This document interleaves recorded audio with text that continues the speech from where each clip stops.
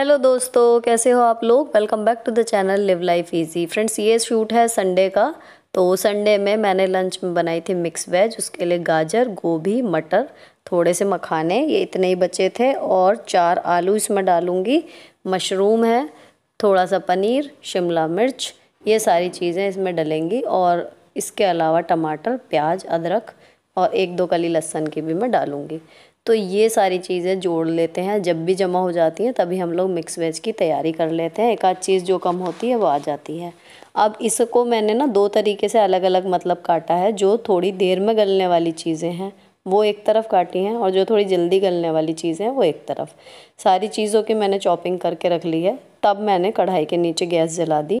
अब शुरू करते हैं सब्जी छौंकना। तो तेल गरम हुआ तो मैंने इसमें डाल दी प्याज। उससे पहले थोड़ी सी हींग डाली थी, और इसके साथ ही जीरा भी तड़क जाएगा। तो इस तरीके से ये है कि एक साइड में सब डाल दिया। अब ये जब भुन जाएगी तो यहाँ पर मेरा ये किचन किंग का कल रात को खाली हुआ था, ये मैंने धो के रख दिया था। तो इस तरीके से मैं डब्बे हाथ के हाथ धोती रहती हूँ, नेक्स्ट टाइम तक वो सूख जाते हैं। और फिर इसमें नया मसाला फ्रेशली जो है वो भर दिया जाता है, तो डिब्बे बिल्कुल साफ़ सुथरे बने रहते हैं।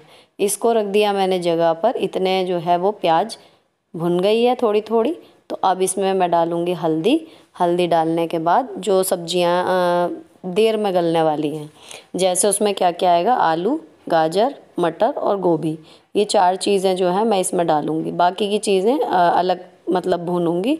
तो इस तरीके से मैं बनाती हूँ ना, तो इसकी एक अलग ही फ्लेवर आता है। कुछ चीज़ें जैसे शिमला मिर्च है, अगर वो स्टार्टिंग से डाल दो तो उनका कलर वगैरह ख़त्म हो जाता है। और ये जो है अलग अलग बनाए तो अलग स्वाद आएगा। बना के देखना। मसाले अच्छा इसमें वही बेसिक ही डलेंगे, और जितनी सब्जी इस टाइम कढ़ाई में है उनके अकॉर्डिंग ही नमक, मिर्च, धनिया पाउडर और किचन किंग, ये 4 चीज़ें डाली हैं। और ये हल्दी मेरी जो है वो तेल में डल गई। इनको अच्छे से मिक्स कर देंगे। और अगर ढकने के बाद आपको लगे कि लग रही हैं सब्जियां कुछ भी है, तो थोड़ा सा पानी भी डाल सकते हो। नहीं तो ये सीधी ऐसे ही पका दो तो और ज़्यादा स्वादिष्ट और क्रिस्पी बनती है। अब इतना करने के साथ साथ मेरा किचन का ना बाकी काम भी चल रहा है। तो कैमरा ऑन ही था। तो संडे था तो यहाँ पर मलाई वाला ये जो बाउल में रखती हूँ ये पूरा भर गया था। तो इसको मैंने जो है इस बार सीधे इस वाली एल्युमिनियम की नॉन स्टिक वाली कढ़ाई में ही मतलब रखा है। इसमें नहीं ये जलता जल्दी से लगता नहीं है। पिछली बार लोहे की कढ़ाई में ट्राई किया था तो नहीं हुआ था। तो अब इसको मैंने गैस पे चढ़ा दिया मक्खन को घी बनाने के लिए, और इसको भी एक बार चला दिया। तो इसमें अभी कसर है, थोड़ी देर लगेगी। तो इसको ढकने के लिए रख दिया। अब मैंने थोड़ी सी वो आधी कुक हो गई हैं सब्जियां, तब ये वाला एक दूसरा फ्राइंग पैन रखा है, और घी वाली बर्तन जो है वो मैंने दूसरे बर्नर पर चढ़ा दिया। इसमें थोड़ा सा तेल लेके अलग से ये जो मशरूम है और शिमला मिर्च है, ये 2-4 मिनट का ही खेल है। ये सौटे से करके इसमें हल्का से गलाऊंगी, उसके बाद उनमें ऐड करूंगी। एक साथ नहीं गलाऊंगी वरना ये ज़्यादा कुक हो जाते हैं, तो इनका अलग सा जो फ्लेवर मशरूम का आता है वो नहीं आता, फिर मिक्स सा हो जाता है मशरूम उसमें। तो यहाँ पर मैंने इसको सीधे तेल में मशरूम को थोड़ा सा डाला, सौटे किया, और शिमला मिर्च इसके साथ डाल दी। और जो थोड़े से मखाने लिए थे वो थोड़े और ज़्यादा होने चाहिए थे, पर अभी इतने ही थे तो ये डाल दी। थोड़ा सा तेल में सौटे करने के बाद इसमें थोड़ा सा नमक, लाल मिर्च हल्की सी डलेगी, और धनिया, मतलब सारे मसाले इसमें भी थोड़े थोड़े से डल जाएंगे। और अब ये डिब्बा खाली हो गया, अब ये चला जाएगा धोने में। तो यहाँ पर जो है इन जो सब्जियां जितनी फ्राइंग पैन में है इसके अकॉर्डिंग मैं मसाले डाल रही हूँ, और कढ़ाई वाली में कढ़ाई के अकॉर्डिंग डाला था।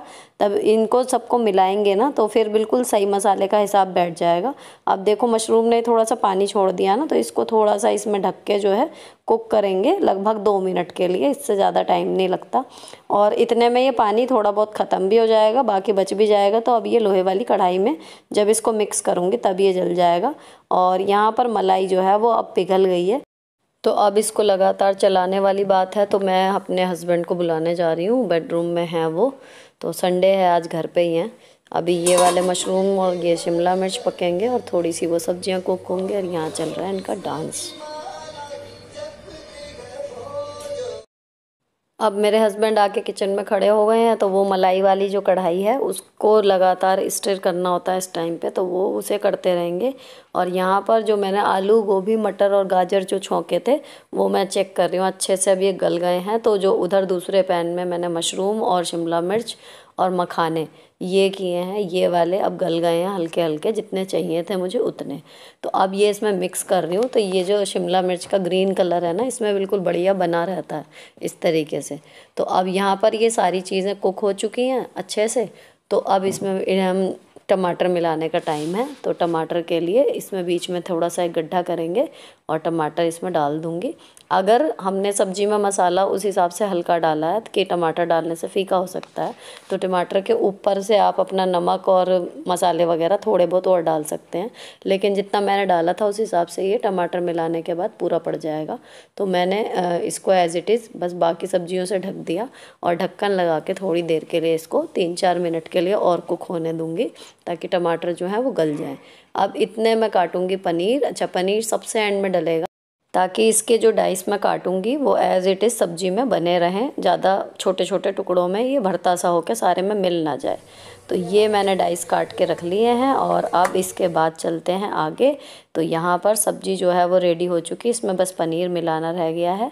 यहाँ पर सारा चॉपिंग का काम अब ऑफिशियली निपट गया है। तो मैंने गीला कपड़ा लेके और काउंटर टॉप कर दिया क्लीन, ताकि मैं आटा गूँथ सकूँ। तो यहाँ पर पहले मैं आटा गूँथूँगी।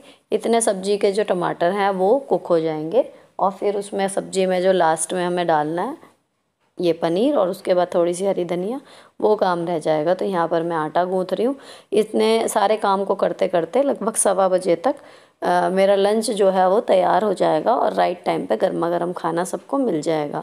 तो यहाँ पर अब ये सब्ज़ी मेरी रेडी हो गई है और वहाँ पर घी भी चल रहा है, लेकिन घी में अभी टाइम लगता हुआ नज़र आ रहा है, तो इनका काम लंबा चलेगा अभी। तो मैं इतने रोटी वगैरह सेकूँगी, इतने घी भी हो जाएगा। तो एट ए टाइम ये है कि किचन से जब निकलेंगे तो तीनों काम बिल्कुल सही होंगे। अब सब्जी को मैंने एक साथ मिला के सारे टमाटर मिक्स कर दिए, अब डाल दिया पनीर। अब इसको हल्के हल्के हाथ से मिक्स करूँगी ताकि पनीर जो है वो घुट ना जाए, लेकिन सारा मसाला जो है वो पनीर में थोड़ा थोड़ा लग भी जाए, इतना मिक्स तो हमें करना है। तो ये बड़ी कलरफुल सी सब्ज़ी बनती है और ये एक ऐसी डिश है मेरी जो मैं गारंटी से, मतलब जिस पे मुझे कॉन्फिडेंस है, हमेशा ही बहुत अच्छी बनती है। इसके अगर ब्रेड के सैंडविच बनाओ वो बहुत यम्मी बनते हैं। इनफैक्ट मैंने अगले दिन थोड़ी सी मतलब बचा के बच्चों के सैंडविच के लिए रखी थी, तो मैंने बना के दिया। तो इसके फ्रेंड ने चखने के नाम पे मतलब इसका आधा लंच इसी ने खा लिया था। तो बोल रहा था कि बहुत टेस्टी बन रही है, इसकी रेसिपी बोलना अपनी मम्मी को कि व्लॉग में डाल दें।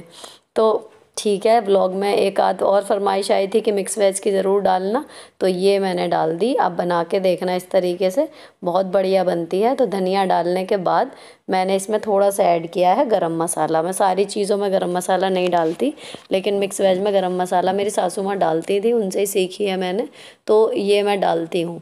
अब ये देखो ये रिच सी सब्जी बनी है। अभी इसमें हल्का हल्का सा पानी है, तो मैंने इसको धीमा कर रखा है गैस को और ये चलती रहेगी, इतने में रोटियाँ सेकूँगी।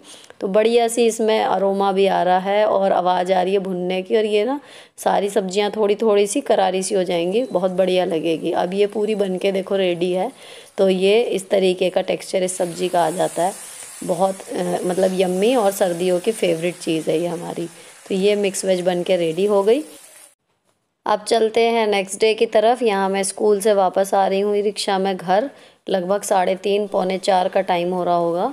अब मैंने आके अपना पर्स रखा, फ्रेशन अप होने गई। बाहर जो है वो मीशो से पार्सल आए हुए हैं, मैं आपको दिखाऊंगी कि इसमें क्या क्या आया है। और आराध्या ऊपर वाले रूम में थोड़ा सा काम कर रही है स्कूल का, और आरोही अभी टीवी देख रही थी। तो मैंने आके फटाफट से इनको दोनों को बुला के पढ़ने बैठा लिया, क्योंकि 4 बज जाते हैं लगभग, और 4 बजे से लेके 5 बजे तक मैं इनको पढ़ाती हूँ, उसके बाद ये जाते हैं ट्यूशन।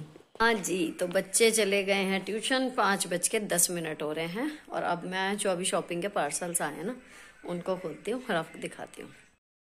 एक तो पर्स आया था कल और अब आए हैं ये आज, इकट्ठे 5 आए हैं। तो बल्कि मैं भी नहीं थी, हस्बैंड भी नहीं थे, तो बराबर में मेरे देवर देवरानी जो हैं वहाँ पे उन्होंने रिसीव किए थे। तो ये इनको पकड़ा दिए थे सारे, तो इन्होंने सब टेबल पर रख दिए थे। अब मैं फटाफट से इनको ना बच्चों के बाद ही खोल रही हूँ, क्योंकि इसमें बच्चों के भी कपड़े हैं, तो वो अगर पहले देखते तो फिर ज़िद करते कि अभी पहन के देखना है, और वो जो 1 घंटा पढ़ाई का है ना वो फिर डिस्टर्ब हो जाता। तो इसलिए मैंने खुद को भी रोक लिया और इन्हें भी रोक लिया।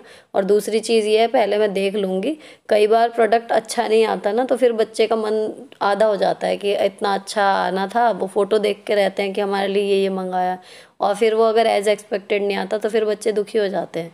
तो इससे बढ़िया है कि पहले मैं देख लूँ, अच्छा आता है तो फिर उनको हाथ में देती हूँ, नहीं तो बस ऐसे ही बता देती हूँ कि बेटे अच्छा नहीं आया तो हम रिटर्न करेंगे या कुछ और। तो ये है कि मैंने पैकेट खोल लिए हैं। बाकी अब ये क्वालिटी वाइज कैसे आए हैं ये मैं शूट करने की सोच रही हूँ कि डिटेल में शूट कर दूंगी, तभी इनके पॉली बैग खोलूंगी। फिलहाल तो मैं बस ये वाइट पन्नी खोल के ना फटाफट देख लेती हूँ कि आया क्या क्या है, वो सब चीज़ें सही से आ गई, क्वांटिटी पूरी आ गई या नहीं। तो यहाँ पर ये मैं देख रही हूँ, और जो पहली नज़र में समझ में आ रहा है ना फ्रेंड्स, बहुत अच्छे सारे ही कपड़े आए हैं। तो मतलब मैं अच्छे से खुश हूँ।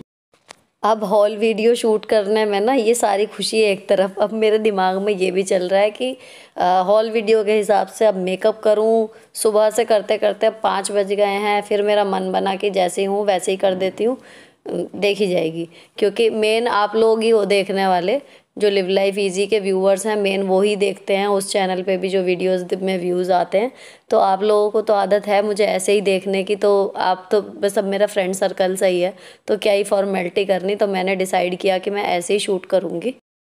और मैंने सारे जो प्रोडक्ट्स थे वो पन्नी में से निकाले और आप लोगों के साथ शेयर करते हुए वीडियो शूट कर ली और देखा। लेकिन देखती जा रही थी, मेरी खुशी बढ़ती जा रही थी, क्योंकि सारे ही प्रोडक्ट्स बहुत अच्छे आए थे। हाँ जी, तो ये वीडियो मैंने शूट कर ली है ईच एंड एवरी प्रोडक्ट की डिटेल के साथ। अगर आप इंटरेस्टेड हो किसी भी प्रोडक्ट को डिटेल में देखने में या उसको बाय करने में, तो उसका लिंक आपको मिलेगा मेरे दूसरे चैनल पर, justify your blessings with Sunita नाम है उसका, जहाँ पर मैं फैशन, ब्यूटी और DIYs, इसके अलावा ऑनलाइन शॉपिंग रिव्यूज़ से रिलेटेड वीडियोस पोस्ट करती हूँ। अगर आप इंटरेस्टेड हो तो आप वहाँ जाके चेक कर लीजिएगा, लिंक वगैरह आपको वहीं पर मिलेंगे। फिलहाल ये वाला व्लॉग मैं शूट करना यहीं ख़त्म करती हूँ, क्योंकि आधा पौना घंटा हो गया है, बच्चे ट्यूशन से आने वाले हैं और आते ही उनको लगेगी भूख। इसके अलावा मुझे सुबह से जो रसोई छोड़ी हुई है वो भी समेटनी है। और ये हो जाता है किसी कमरे का हाल जब भी मैं कोई हॉल वीडियो शेयर करती हूँ या कोई कपड़ों वाला, क्योंकि इतने सारे कपड़े फैल जाते हैं। और अब इनको समेटूंगी बाद में, क्योंकि टाइम हो रहा है ओवर। अभी लाइट वगैरह बंद करके मैं जा रही हूँ किचन में। तो ये वाला रूम तो आपने देख लिया, और जो इसके वाइट पैकेट्स निकले हैं वो यहाँ पर फैले हुए हैं, इनको रखूँगी और किचन का काम शुरू करूँगी। 6:10 हो रहे हैं। तो इवनिंग व्लॉग ये वाले में नहीं मैं शूट कर रही हूँ, केवल ये मैंने शॉपिंग आपके साथ शेयर कर दी। आई होप आपको पसंद आई होगी। अगर किसी भी वजह से व्लॉग अच्छा लगा हो तो चैनल को सब्सक्राइब किए बिना मत जाइएगा। मिलती हूँ आपसे नेक्स्ट वीडियो में। Till then bye bye, stay beautiful always.